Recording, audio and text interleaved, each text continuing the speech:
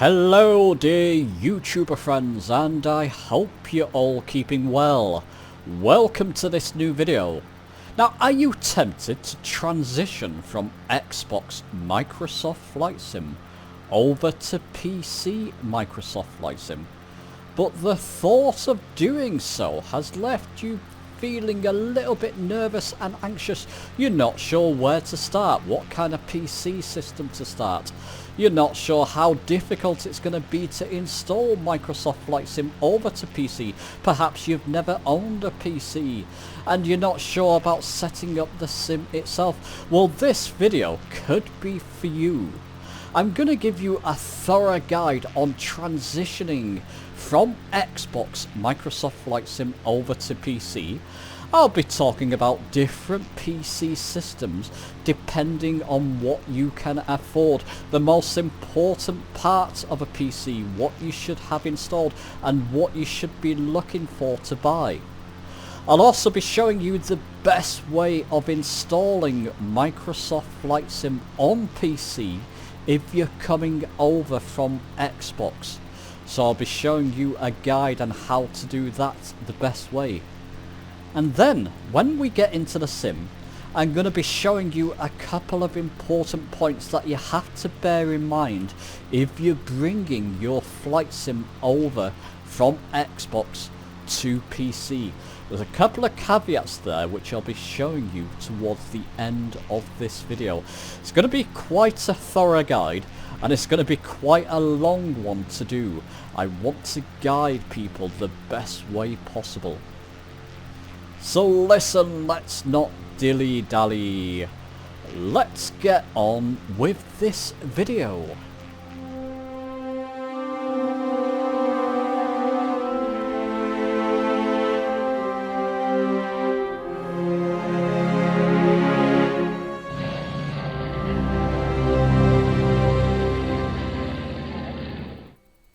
Okay, so the very first steps you should take is researching. I spent a couple of months researching my current PC that I recently bought, linked down below in the description, a good couple of months before I pulled the trigger. I went to a search engine, you use whatever one you want, and typed in gaming PC. Wherever you are in the world, you're going to get a number of different results come up. As you can see, you've got PC specialist websites, Cyberpower Systems, Overclockers. That's pretty much the same people, I believe. So Cyberpower PC, AWD, which is what I went with. They're a good PC builder website as well. PC specialists, Overclockers. You got things like Currys and likely Amazon PCs. When you first type that, will come up as well.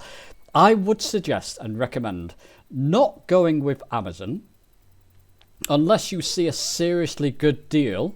Nothing wrong with Amazon. I buy things from Amazon. When it comes to PCs, I would recommend going directly to the PC specialist. When you buy from Amazon, it will normally say something like Cyberpower PC anyway. So you're just cutting out the middleman. You're going directly with the PC specialist. You're dealing directly with them. I'll come back to that point in a moment. So, you know, click on one. Obviously, I went with AWD IT, so I'll use this as an example. I'll carry on that, what I just mentioned before. The reason I'm going direct is the returns and warranty you get with them. With AWD, I get a three-year period. It includes labour and parts cover.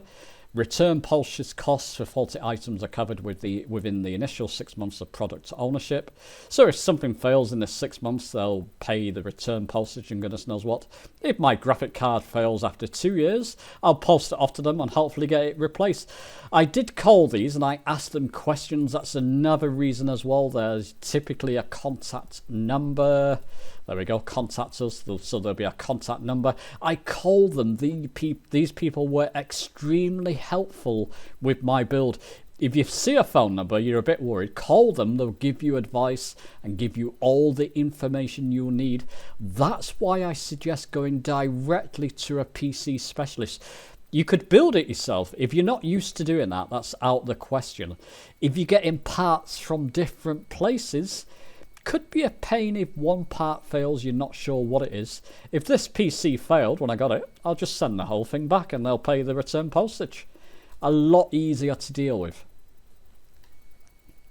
Step 2, what kind of PC do you want? What kind of money outlay do you have? Do you have a budget PC outlay?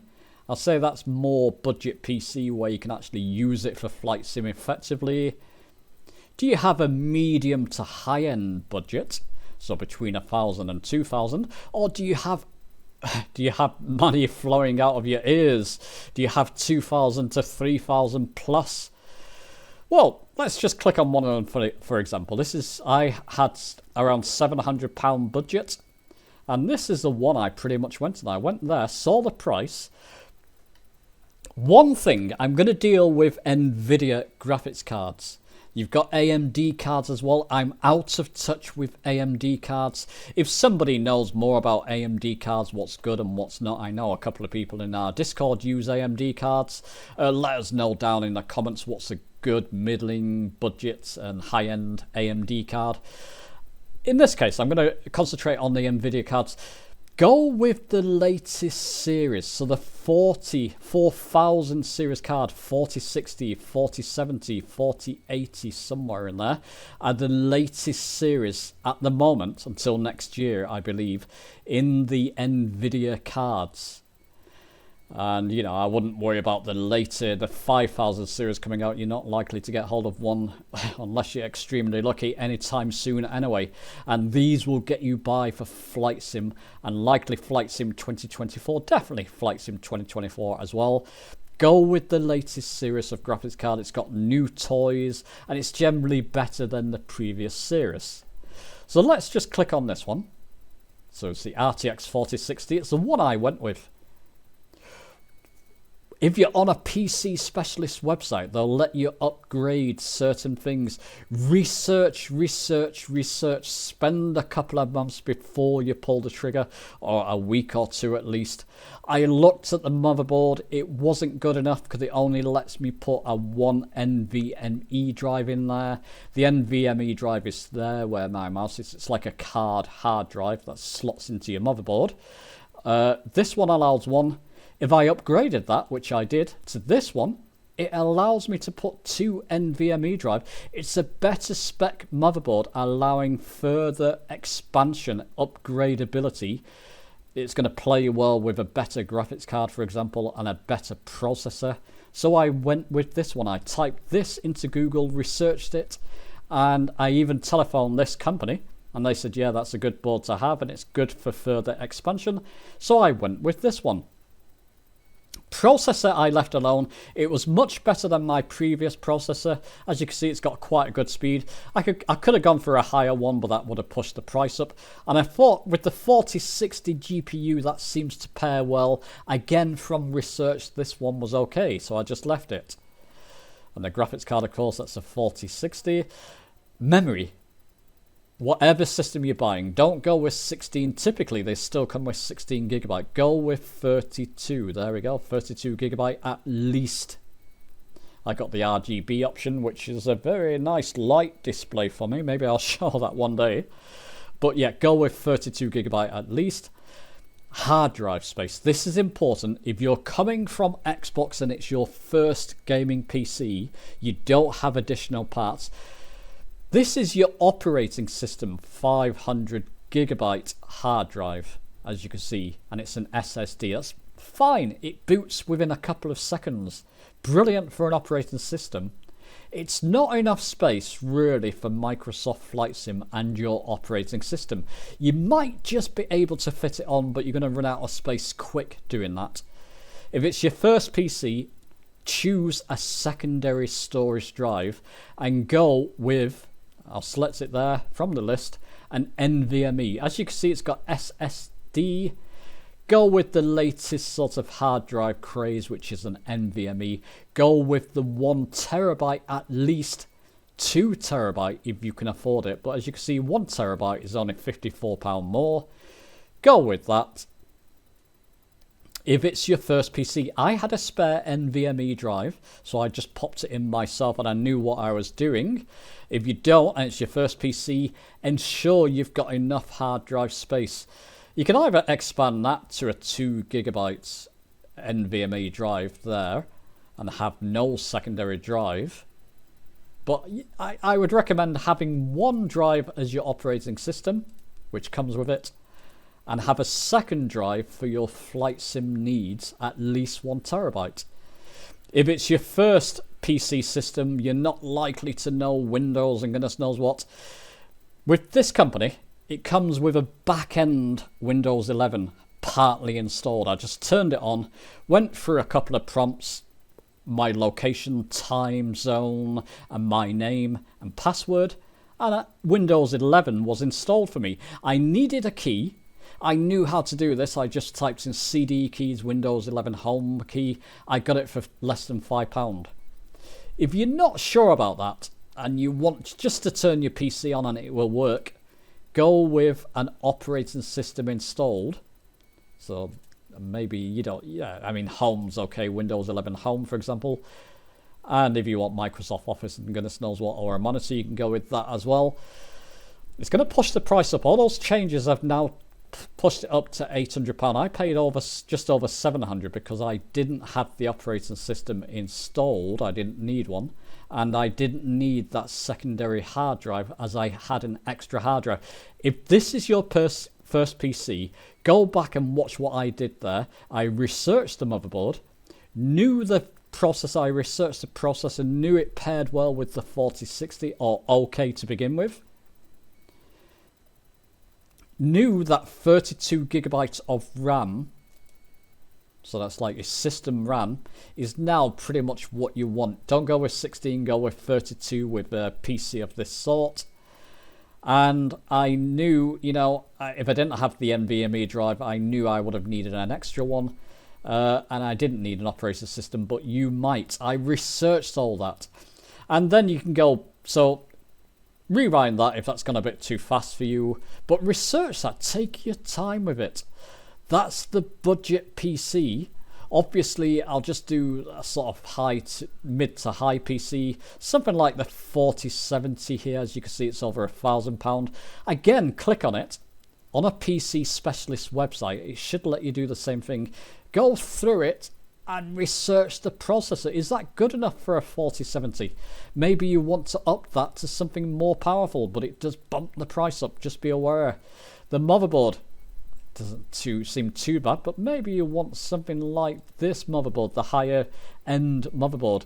Is the RAM only 16? It is. That's terrible for that system. You need 32. Do you have enough hard drive space? It's exactly what we've just done, an operating system.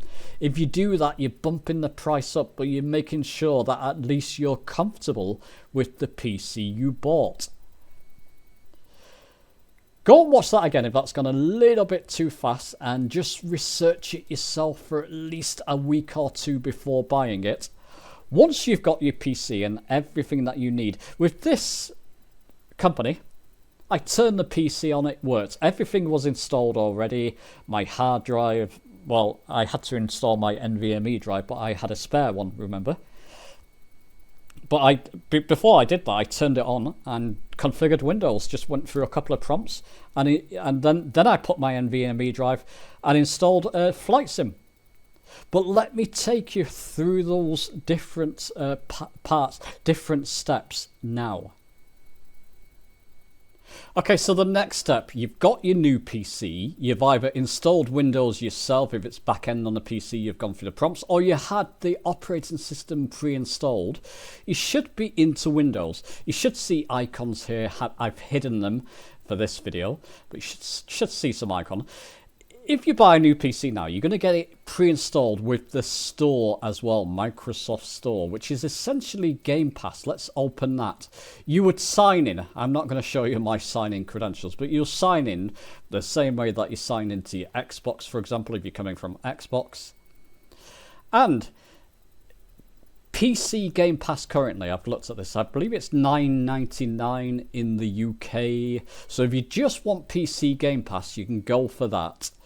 If you want to get Game Pass Ultimate, where you get PC and Xbox, so you can play on both of them, and you can play all the games on it, and goodness knows what, and download and install, I believe that's something like more like £15, so go whichever you want. If you're using Flight Sim on Xbox, you want the store version on your PC, because anything that you had on your Xbox Microsoft Flight Sim will then carry over. Any purchases you made in the marketplace on your Xbox will carry over to the PC version. Be careful. If you've installed Steam, or you install Steam at some point, if you use Microsoft Flight Sim Steam version, and I know this, I can't carry over my purchases. I can't carry over my Steam purchases in Microsoft Flight Sim to the store version on Xbox. Any purchase, and I've made a few on Xbox, I can't carry over to the PC version on Steam. It's only if you use the store version. Yes, hindsight, I should have just gone with the store version to begin with. Should have just bought it and then just used that, but there you go. Get the store version if you're coming from Xbox. So go to gaming. That's the homepage. But go to gaming tab. That's the gaming tab there. And go to best selling games. Or you could type in the game here. But just go to best selling games. You'll likely see Flight Sim within the best selling games. It's always a big seller on Game Pass. And if you click on the one that says it's included there. Included. So that would be the standard version. And it will say install included with Game Pass. I've got PC Game Pass at the moment.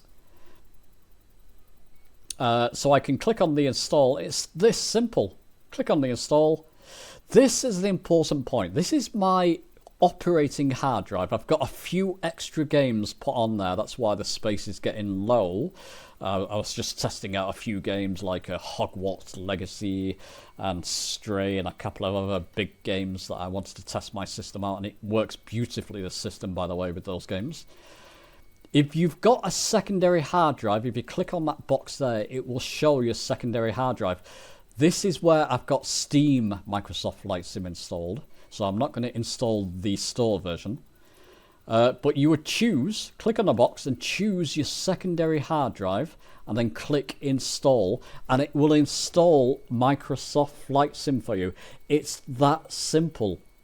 So if you're worried about PC, once you've got your PC and your operating system is installed, Store will also be installed, the Microsoft Store. You should, if you've kept your Game Pass going, you might need to go to Game Pass Ultimate for PC if you want to play PC, or just PC Game Pass, whichever you prefer. Search for Microsoft Flight Sim, find it, and install it. It's that simple. There's a couple of steps within Microsoft Flight Sim that you need to be aware of. So let's go to that now. Okay, before we jump ahead to the sim, I want to be thorough here, and there's a couple of peculiarities when installing this, especially installing Microsoft Flight Sim to a second drive you may have installed if you followed my recommended steps on buying an extra hard drive. So what I'm going to do, I'm going to install, so this is the Microsoft Flight Sim that's included with Game Pass. Click install. Obviously, I don't have enough space on C, but D. So, for example, drive D. You may have a lot more space remaining there, but if you followed my recommendations, you've got that extra hard drive installed. I've just selected there where to install it. It's likely to pick old drive D, and then I'll click install. What this will do, starting download, it won't install. This is where it's different to Xbox. It will install the first part of the sim, which is about 2 GB, as you can see. What I'll do, when that's installed, I'll bring you back. Okay, so I've finished installing the launcher part. Remember, this is just the launcher. This is where the peculiarities will come in a moment. If I look at my desktop, though, I've hidden my icons, but you're not likely to find a shortcut icon to Flight Sim on your desktop because it's installed via the store. I'm going to show you a way around this. Let's just bring up that store page again. If I click on this Windows icon key, now it's not got it on mine because I've been playing around on installing it and uninstalling it. It should show it here, recommended. a more foolproof way. So click on the Windows icon, left click, and go to All Apps up here. And you want to scroll down to letter M. So right mouse button, your scroll wheel basically on your mouse. And you find Microsoft Flight Sim under M, which makes sense. If you right click on here, Microsoft Flight Sim, right click, go to More, you can pin it to the taskbar. Let me just show you that one more time. So left click on your Windows icon. If it's down here, you can do it down here, but go to All Apps here. It'll show you all the apps you've got installed. Scroll down till you see M, Microsoft Flight Sim, right click, More, and pin to taskbar. What it will do, every time you start Windows now, your shortcut to Microsoft Flight Sim will be in your taskbar. You can left click and hold and move it where you want. If I wanted it there, for example, or there, I'll leave it there. So now, with our shortcut created, so every time I start Windows, I've got that shortcut so I can start Flight Sim. I'm going to start it up. Now, just click on yes there. Remember, this is just launching. I've just installed it, so you're going to see similar. It's syncing data now. This will get to 100%. Let me just bring you back when that's done. So here we go, 87, 95%, 100%. Launching game, then it goes launching game. This will just take a few seconds, I hope. This step, I didn't want to skip this because this may confuse a few people. And it's not a good way for Microsoft Flight Sim to install. Remember, we've installed the launcher. Now we've got to update the game. It'll go to full screen for just a moment. So let it just go past all the startup. You're probably all used to this if you played it on Xbox. Asobo Studios, etc. And Black Shark. Yep, Black Shark. A little bit of lag there, but never mind. Black Shark AI and all that jazz. And if you give it a moment, it will search for updates. Remember, we've only installed the launcher parts, so when you install it via Game Pass, it's different to Xbox. You can just update from the Xbox app or your Xbox dashboard. This is where it's different. Look what's happened, it's pointing us to our C drive. Even though I install the launcher to the D drive, it's actually pointing us to our C drive. We don't want it there. So what do we do? This is important. Connection lost. Don't worry about that. It keeps doing that. There's something wrong with the marketplace in Flight Sim at the moment. But don't worry about that. We can get past that part. What I'm going to do, I'm going to click on this, all this writing here, left click, and it will bring up my Windows Explorer. Scroll down on the left hand side here till you see my PC, this PC. And click on your NVMe drive, your drive you want to install Flight Sim 2. It's a bit of messing around, but I don't think there's a way past this. Click on that, and then click in Xbox Games, and select the Microsoft Flight Sim folder. Just left click once, select folder. And what this will do now, it depends if this internet comes back for me. What I'll do, I'll quickly cut this and bring you back when something's happening. Okay, and we're back, and I've just got that connection loss warning again. That's not my internet, by the way. My internet's fine and fast. There's something wrong with the service, but don't worry about that. So what would happen is now it would it's pointed. Because I selected drive D, it's pointing to the right drive. If this was all okay, it would just say update, and then it would update. You'll see the update progress as it installs. Let it finish installing. It depends on your internet speed, how quick that will be. And then when it's all installed, you can get into the sim. It's a bit of a mess around that. So even if you install the launcher to drive D, it will still point you to drive C. I noticed that with Steam as well. You just have to click down here, do what I showed you before, point it to drive D, you know, the... Let's just see, Xbox Games, Microsoft Flight Sim, and then, you know, it will install to that folder. Okay, so what I'll do now, I'll actually launch the sim, my Steam edition, just to show you a few more steps. Okay, so following all the previous steps, you should be now in Flight Sim on your PC. You should have it installed via Game Pass on your PC, and hopefully you'll be seeing the home screen like I'm seeing here. There's a couple of things you need to be aware of. First thing, go to your profile and go to Content Manager and click on check the not installed box.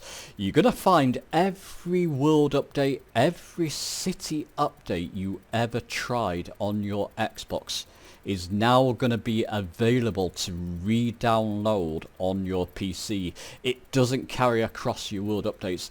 Keep in mind you've just installed a fresh version of Flight Sim on PC. So you're not going to have all the city updates and all the world updates and all your aircraft. Let me see, I've got a couple of aircraft I've not installed yet. This PC is quite recent, like the PMDG here, I've not installed that. And various different other aircraft, the Antonov, just for example, and some of the world updates, well, many of the world updates for me and city updates, I will get around. What I tend to do when I'm flying in the areas, I'll update to that city or world update. I've got the UK and US and Australia, I believe, at the moment, and a couple of others. But yeah, just be aware, that's going to take you a good minute or two. Update your city and world updates. Perhaps just start with the ones you're flying in, like I've done, and your aircraft. I've got installed the 182, Cessna 182 and Vision Jet, for example. There's a few others there I've not installed, but I'll get round to installing them when I'm trying them. London City Airport, I've got version 2 of that, for example. So you get the idea. Profile Content Manager not installed. Install your city and world updates and aircraft that you're typically using. Then go back. There's one other important thing I want to show you here. Go to Options and Control Options. I'm showing you this one, the XPC yoke, because you can use it on PC and Xbox. This is what you're going to see. You're going to see default profile. Your other profiles, I've got profiles set up on this, so I won't confuse you. But you won't be able to change this to another profile. You're just going to get given the default profile because you're switching.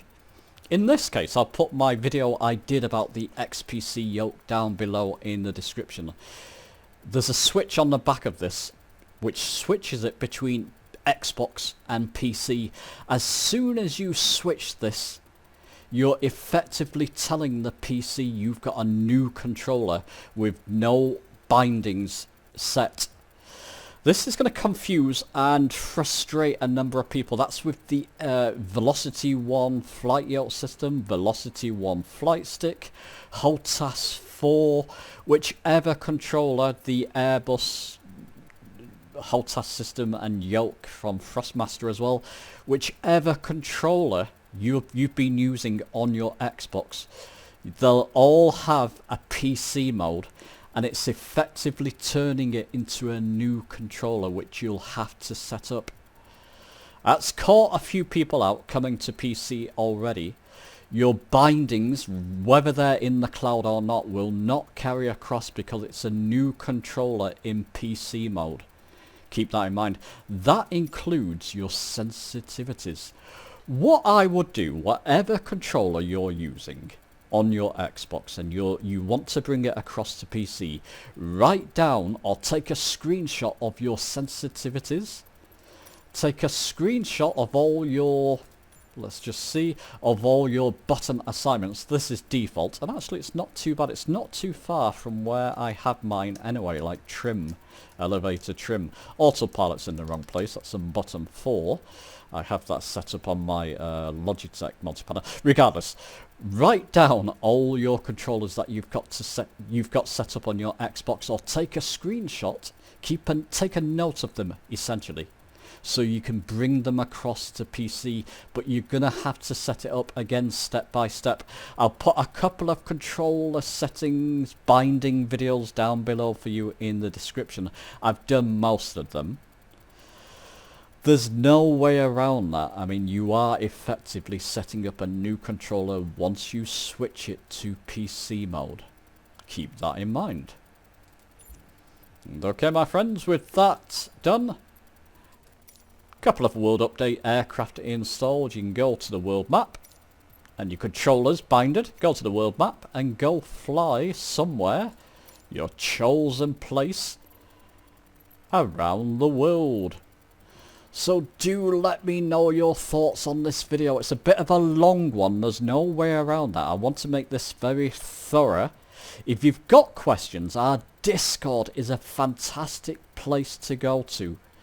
If you're having troubles or issues transitioning from Xbox to PC, come and ask in our Discord. A number of people have been helped there already, and that would be absolutely the best place to ask if you're having difficulties. But I do hope this video will be of help.